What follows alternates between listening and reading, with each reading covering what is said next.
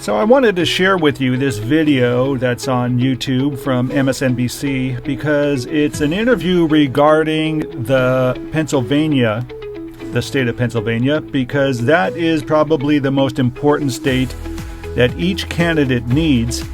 And it's vital that we get it, because it's going to basically decide what's going to happen in the election.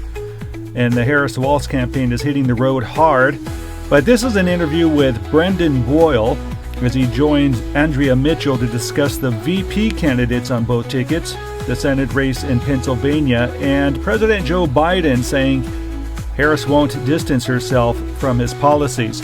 But what I wanted to share this video for is his discussion about the VP candidates and how much of an influence it's having on the people of Pennsylvania. Well, first, there's no question that Pennsylvania continues to be the keystone state. Donald Trump won it in 2016 by less than 1 percentage point, and Joe Biden won it in 2020 by 1 percentage point. We're the biggest of the battleground states, and without our 19 electoral votes, I just don't see a path to victory for either candidate. The good news is, in terms of the vice presidential picks on both sides, every single one of the 11 polls that I've seen since Tim Walz was picked by Kamala Harris show that he is incredibly popular. And literally every single poll that I've seen of the Republican vice presidential pick, J.D. Vance, shows the opposite, that he has a higher unfavorable rating than favorable rating.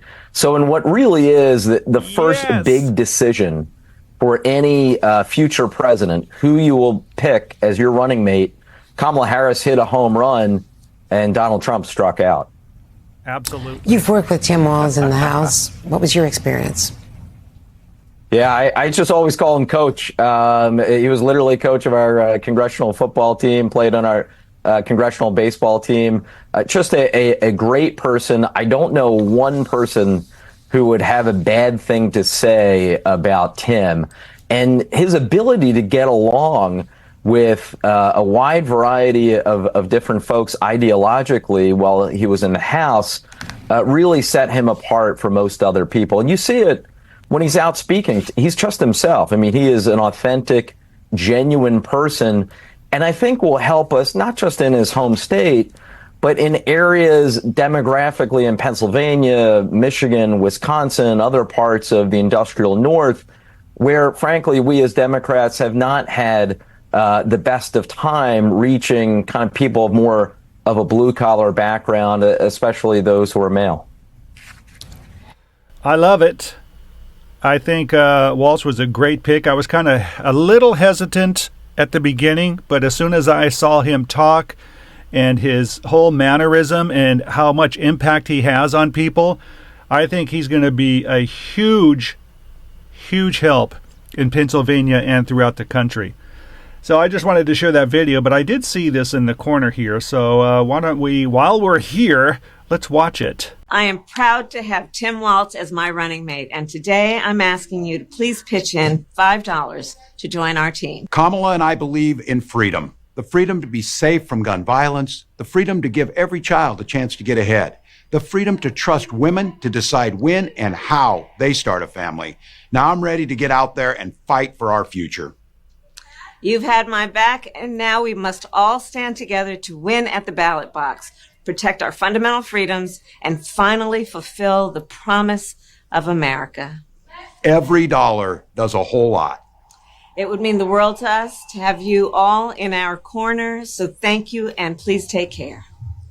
Every day here on CNN's flagship morning show, we are trying to lay out deep insight in the major historic shifts in this election. CNN senior data reporter Harry Etten is here with what might be, or up until this point, was one of the key, if not the key voting bloc in this election, the so-called double haters, people who didn't like either Donald Trump or President Biden. What's happening with them? Yeah, all right, so let's take a look at double haters. As you pointed out, these are folks who dislike Joe Biden as well as Donald Trump, and I want you to look at their voting patterns. who they want for president. Wow, now let's look go at back that. to June. What we saw was 28% of those folks were going for Joe Biden compared to 19% who said they were going for Donald Trump. Now that Kamala Harris is the Democratic nominee, look at her support among them. Look at this. 53% say Kamala Harris. Look at that jump. That's a jump of 25 points. Donald Trump has gone in the other direction, down to 11 points. And now we're looking at, what is that, John? That is a 42-point advantage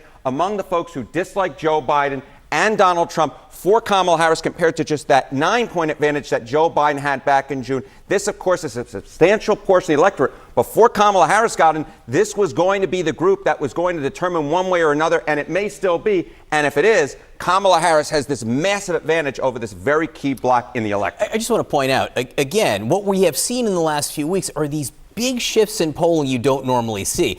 Right now, at least. But that's a giant increase in no time. That is a giant increase in no time. It turns out picking a nominee who's actually pretty close to having an even net favorability rating, that is favorable minus unfavorable, is a pretty good thing as opposed to one that has a net negative favorability as Joe Biden All right, did. what more do we know about some of these people, these double haters, I had to be careful how I said that, who have shifted their preference? Yeah, so, who are these double haters who have shifted their preference? This is, again, a key group of voters. These are people who somewhat disapprove of Joe Biden's job as president, somewhat disapprove, and this is in the key battleground states of Michigan, Pennsylvania, and Wisconsin. Look at the advantage that Kamala Harris has with this group. Look at this. She's at 55%.